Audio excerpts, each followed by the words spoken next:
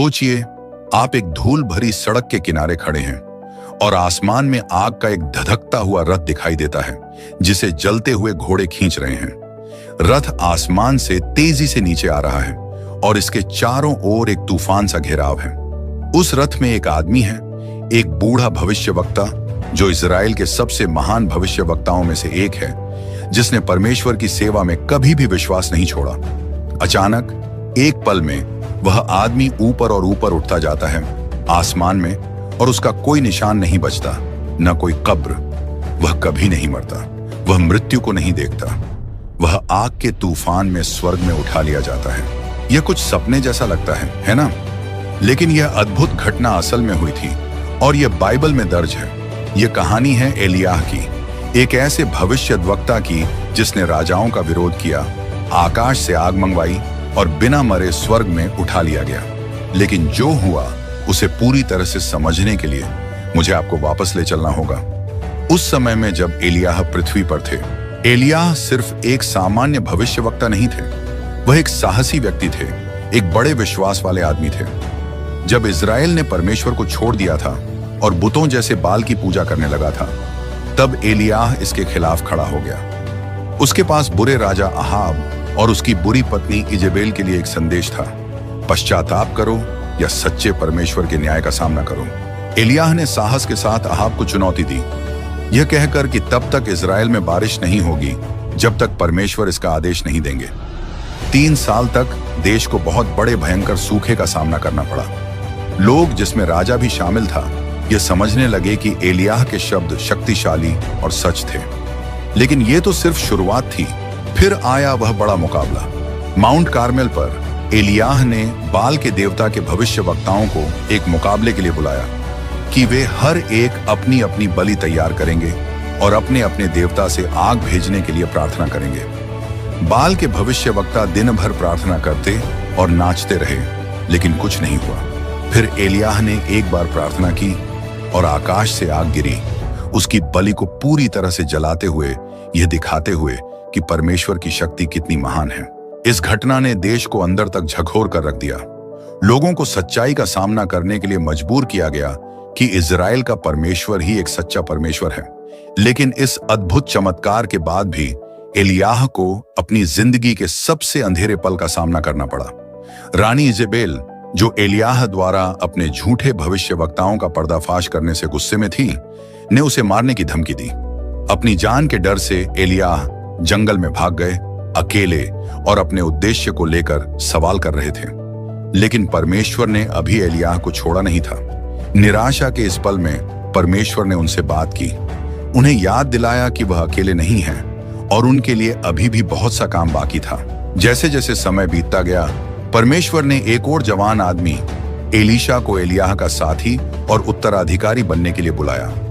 Elisha सिर्फ एक सामान्य अनुयायी नहीं था, वह वफादार, जोशीला और समर्पित था। वह एलियाह के पास ही रहा जब एलियाह ने उन्हें दूर जाने को कहा। एलीशा ने कहा, जितना परमेश्वर जीवित हैं और जितना आप जीवित हैं, मैं आपको छोड़कर नहीं जाऊंगा। और इस तरह दोनों भविष्यवक्ताओं ने साथ यात्रा की, यह जानते हुए कि अब एलियाह का पृथ्वी से जाने का समय आ गया था। यात्रा लंबी थी, गिलगाल, बेतेल, यरीहो और आखिरकार यर्दन नदी। जहां जहां भी वे गए, एलियाह ने एलीशा से कहा कि वह पीछे रह जाए, लेकिन एलीशा ने मना कर दिया। उसे पता था कि कुछ अद्भुत होने वाला है। फिर वे यर्दन नदी पहुंचे। एलियाह ने अपना चोगा उतारा, उसे मोड़ा और पानी पर मारा। तुरंत ही नदी 2 भागों में बंट गई। दोनों भविष्यवक्ता सूखी नदी की राह पर चले। उनके कदमों की आवाज सन्नाटे में गूंज रही थी। उन्हें पता था कि वे पवित्र जमीन पर चल रहे हैं। यह उनका आखिरी सफर था, उससे पहले जो असंभव होने वाला था। यहां यर्दन नदी के किनारे एलियाह ने एलीशा की ओर मुड़कर देखा। उसने आंखों में आंखें डालकर पूछा, मुझे बताओ, इससे पहले कि मैं तुमसे छीन लिया जाऊं, मैं तुम्हारे लिए क्या कर सकता हूं? एलीशा, जो विश्वास से भरा हुआ था, वहां खड़ा होकर ऊपर देखा और जवाब दिया, मुझे तुम्हारी आत्मा का 2 गुना हिस्सा प्राप्त हो। यह केवल शक्ति या महिमा की मांग नहीं थी। एलीशा चमत्कारों, प्रसिद्ध या पहचान के लिए नहीं, बल्कि परमेश्वर की शक्ति का 2 गुना हिस्सा मांग रहा था, ताकि वह एलियाह द्वारा शुरू किए गए काम को जारी रख सके। एलियाह ने यह समझते हुए कि यह एक कठिन मांग है, कहा, तुमने एक कठिन बात मांगी है, फिर भी अगर तुम मुझे जाते हुए देखोगे तो यह तुम्हारा होगा, नहीं तो नहीं होगा। फिर अचानक कुछ अद्भुत होने लगा। एक तेज हवा उनके चारों ओर घूमने लगी, आसमान में अंधेरा छाने लगा और एक आग का रथ उन्हें दिखाया दिया जिसे आग में लिपटे घोड़े खींच रहे थे। धरती कांपने लगी जैसे हवा उनके पास घूम रही थी। एलीशा का दिल शायद उसके सीने में तेजी से धड़क रहा होगा, क्योंकि वह आंखें फैलाकर रथ को उनकी ओर आते हुए देख रहा था। और फिर एलियाह उठा लिया गया, एक आंधी, एक जलता हुआ रथ, और एलियाह धरती से उठते हुए कभी न लौटने के लिए। वह ऊंचे और ऊंचे उठते गए और उस पल में एलीशा शायद पूरी तरह से चकित था। उसने देखा कि उसका गुरु, उसका शिक्षक उस आग के रथ में ले जाया जा रहा था। कोई मृत्यु नहीं, कोई बीमारी नहीं, कोई कब्र नहीं, बस स्वर्ग की ओर जलते हुए रथ में चढ़ाई। एलीशा अपने आंसू नहीं रोक सका और उसने कहा, मेरे पिता इज़राइल के रथ और उसके घुड़सवार। एलियाह वहां खड़ा रहा, हैरान, जैसे ही रथ अदृश्य हो गया। ऐसा लगता था जैसे स्वर्ग खुल गया हो और परमेश्वर ने एलियाह को घर वापस बुला लिया हो। लेकिन एलियाह की कहानी यहीं खत्म नहीं हुई। एलियाह ने जो लबादा पहना था, जो उसके भविष्यवक्ता होने का प्रतीक था, जमीन पर गिर पड़ा। एलीशा ने उसे उठाया और एक खास उद्देश्य के साथ उसे पहन लिया।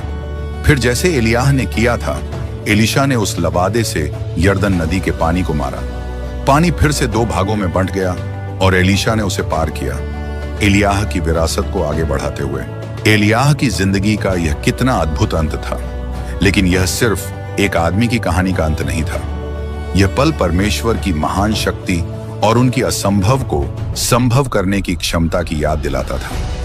एलियाह की आग से भरा रथ यह दिखाता है कि परमेश्वर के साथ सबसे अद्भुत चीजें भी संभव हैं। यह हमें यह बताता है कि परमेश्वर के पास हर किसी के लिए एक खास योजना है, और कभी कभी वह योजना हमारी सबसे बड़ी कल्पना से भी परे होती है। तो एलियाह को इतनी अद्भुत तरीके से क्यों लिया गया? परमेश्वर ने उसे बिना मरे स्वर्ग में क्यों उठा लिया? इसका जवाब है कि एलियाह की कहानी विश्वास की कहानी है।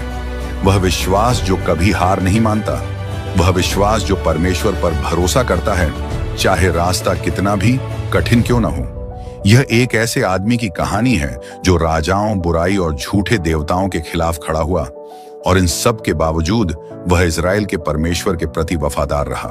जब हम एलियाह की यात्रा के बारे में सोचते हैं तो याद रखें, जब हम परमेश्वर के साथ चलते हैं तो हमें अंत से डरने की जरूरत नहीं होती। परमेश्वर के पास हर किसी के लिए एक उद्देश्य होता है, और उनकी योजनाएं हमेशा हमारी सोच से भी बड़ी होती हैं। क्या आपको एलियाह की कहानी अद्भुत लगी?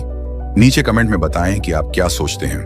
और हाँ, लाइक करना, सब्सक्राइब करना और बेल आइकन दबाना न भूलें, ताकि बाइबल की और भी शानदार कहानियां आप तक पहुंचें जो आपको प्रेरित और आश्चर्यचकित कर देंगी। देखने के लिए धन्यवाद। याद रखें, परमेश्वर के साथ असंभव भी संभव हो जाता है। विश्वास बनाए रखें, प्रेरित रहें, और कौन जानता है, शायद आपका आग का रथ भी बस पास ही हो।